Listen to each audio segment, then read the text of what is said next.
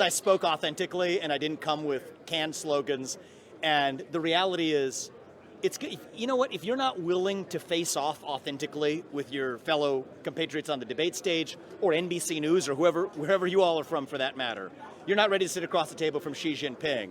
And I will handle Xi Jinping the same way that I will be handling my fellow politicians on that stage, which is to say with authority and with strength. And I take a lot of those attacks as a badge of honor, and I also want to say this, that they're good people.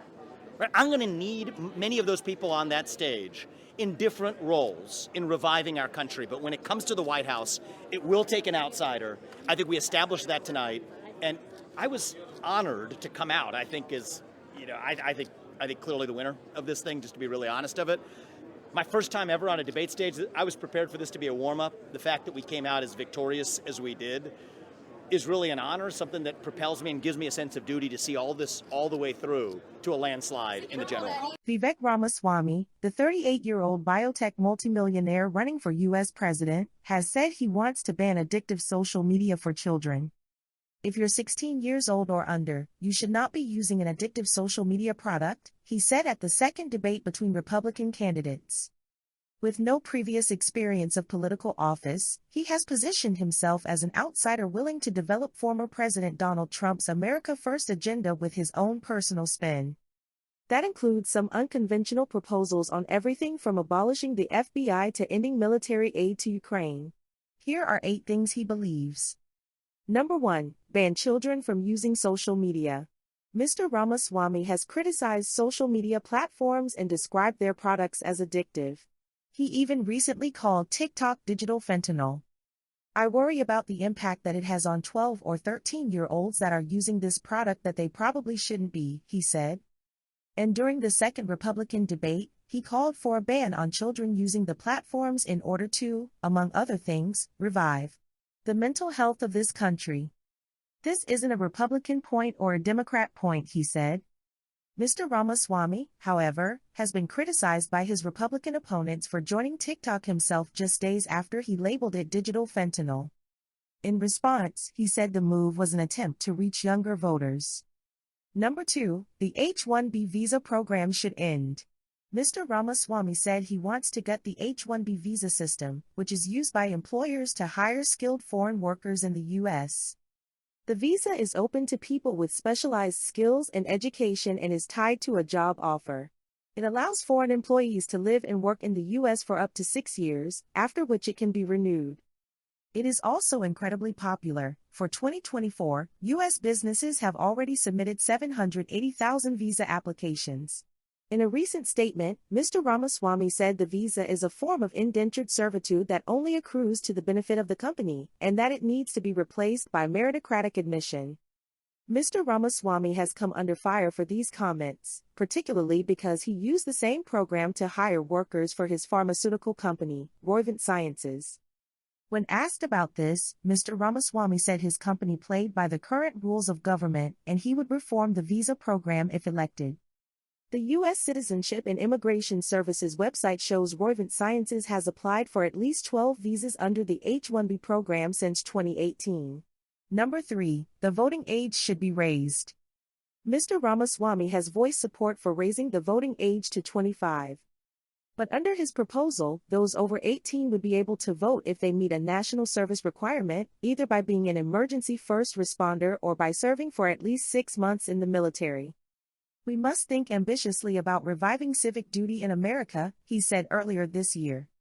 He suggested that those over 18 would also be able to vote if they pass the same tests given to those seeking U.S. citizenship. I understand not everyone will like this proposal and that it will take persuasion to convince many of its merits, but I'm ready to take that on, he said. Raising the voting age would require changing the U.S. Constitution, meaning, among other things, that 2/3 of Congress would need to approve the measure. Number 4, Ukraine should make major concessions. In a departure from most Western sentiment on the war, Mr. Ramaswamy has called for Ukraine to make major concessions in order to end the conflict. What I think we need to do is end the Ukraine war on peaceful terms that, yes, do make some major concessions to Russia, including freezing those current lines of control in a Korean War-style armistice agreement, he told ABC News in June. He believes the number one threat to the U.S. military is the Chinese-Russian alliance, and so called for a permanent commitment not to allow Ukraine to enter NATO. But in return, Russia has to leave its treaty and its joint military agreement with China. Mr. Ramaswamy opposes sending aid to Kyiv and instead believes the president should focus on American interests. I think that by fighting further in Russia, by further arming Ukraine, we are driving Russia into China's hands, he said. Number 5. There should be no national abortion ban. Mr. Ramaswamy does not support a federal ban on abortion because, in his words, the federal government should stay out of it. He has supported 6-week bans on the procedure at state level, however, and described himself as unapologetically pro-life. If murder laws are handled at the state level, and abortion is a form of murder, the pro-life view, then it makes no sense for that to be the one federal law, he told CNN. Number 6. The FBI should be abolished. Mr. Ramaswamy has put forward plans to scrap a number of federal departments including the Department of Education, the Nuclear Regulatory Commission, the Internal Revenue Service and the FBI. In many cases, these agencies are redundant relative to functions that are already performed elsewhere in the federal government, he told NBC News.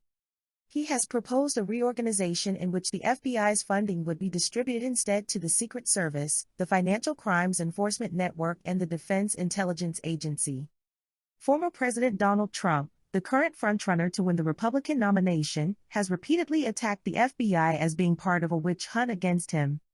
And a Fox News poll in June showed public confidence in America's top law enforcement agency had eroded from 80% in 2017 to 59%, mostly among Republicans. Number 7. The government has told lies about 9/11. Mr. Ramaswamy has been widely criticized for remarks he made about the 9/11 attacks in an interview with The Atlantic magazine. It is legitimate to say how many police, how many federal agents were on the planes that hit the Twin Towers, he said. Maybe the answer is 0. It probably is 0 for all I know, right? I have no reason to think it was anything other than 0, he continued. But if we're doing a comprehensive assessment of what happened, absolutely that should be an answer the public knows the answer to. An official bipartisan commission, in a final report published in 2004, established the events of 9/11 and found no evidence of a government plot. Mr. Ramaswamy later said he had been misquoted by the magazine, telling CNN, "The truth is there are lies the government has told about 9/11. But it's not the ones that somebody put in my mouth." The Atlantic then published audio which showed his comments had been accurately transcribed. Number 8. The U.S. should end birthright citizenship. Mr. Ramaswamy has said he is in line with his Republican rivals on how to tackle undocumented immigration in the U.S., arguing they support the militarization of the southern border, defunding so-called sanctuary cities and ending aid to Mexico and Central America. But during the second Republican presidential debate, Mr. Ramaswamy said he would go a step further than other candidates by ending birthright citizenship for the kids of illegal immigrants in this country. Now, the left will howl about the Constitution and the 14th Amendment. The difference between me and them is I've actually read the 14th Amendment, he added. The 14th Amendment, approved in 1866, grants citizenship to people born or naturalized in the United States. In 1898, the Supreme Court ruled that the amendment applied to any person born in the U.S. regardless of their parents' immigration status. Mr. Ramaswamy has claimed in the past that there are legally contested questions under the 14th Amendment of whether the child of an illegal immigrant is indeed a child who enjoys birthright citizenship. At the second debate, he argued children of undocumented immigrants do not deserve citizenship because their parents broke the law to come to the U.S. Thanks for watching.